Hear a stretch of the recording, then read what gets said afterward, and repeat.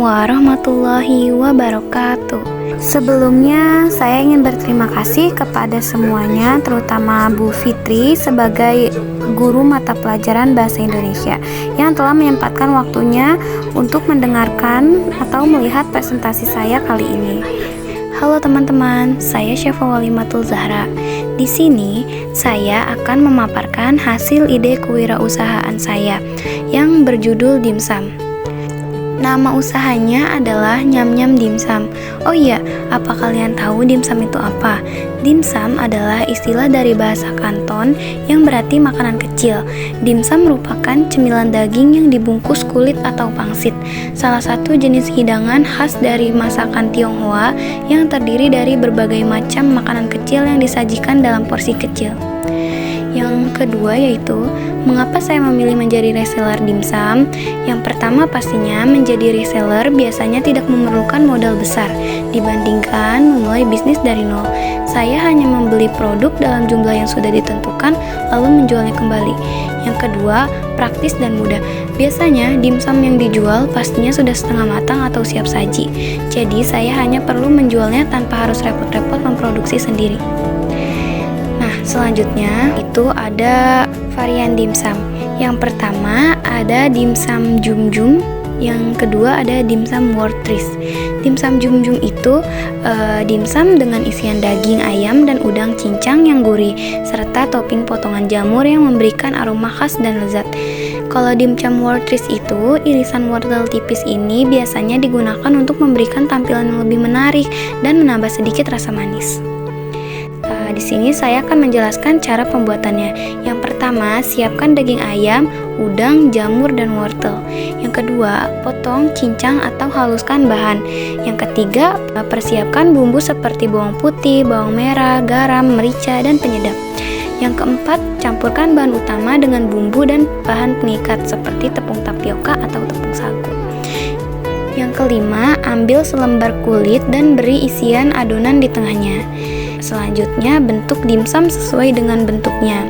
Yang keenam, tambahkan topping irisan wortel dan jamur di atasnya. Lalu kukus sampai matang sempurna. Terakhir, untuk produk beku, segera bekukan dimsum setelah dingin agar kualitas tetap terjaga. Keunggulan produknya itu dimsum dengan isian daging yang padat dan harganya yang ekonomis memungkinkan para konsumen puas, membuatnya menjadi cemilan yang mengenyangkan. Yang kedua, tersedia berbagai varian dimsum, yaitu dimsum mentai. Mentai itu saus mayo pedas Jepang. Yang terakhir, menawarkan rasa yang berbeda dari dimsum tradisional, dimsum frozen, dan dimsum kukus. Lalu di sini ada analisis SWOT. Yang pertama, peluang itu pengembangan produk, ada peluang untuk menciptakan varian rasa baru atau inovatif yang bisa menarik minat konsumen dan membedakan produk di pasaran. Yang kedua ada tantangan, memasarkan dan mendistribusikan produk bisa menjadi tantangan, terutama dalam mengembangkan jaringan pelanggan. Yang ketiga, kekuatan. Dengan isian daging yang padat, dimsum ini menawarkan rasa yang lebih kuat dan memuaskan, yang seringkali menjadi favorit bagi para penggemar daging. Yang terakhir, kelemahan. Karena ini makanan basah, makanan ini jadi cepat basi atau bau jika didiamkan di suhu ruang, tapi jika disimpan di dalam kulkas awet hingga 1 minggu lebih. Strategi pemasarannya, saya akan mempromosikan dimsum saya melalui media sosial seperti WhatsApp dan Instagram. Di sini ada target penjualan per tahun. Saya menjualnya dimsum 1 porsi itu isinya 3 piece. Terus harganya 10.000. Per hari saya akan menjual 25 porsi. Jadi per tahunnya itu 25 dikali 360. Itu sekitar 9.000 porsi.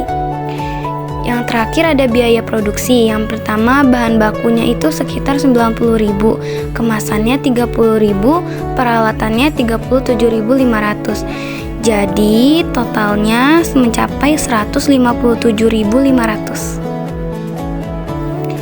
Sekian presentasi dari saya, kurang lebihnya mohon maaf. Wassalamualaikum warahmatullahi wabarakatuh.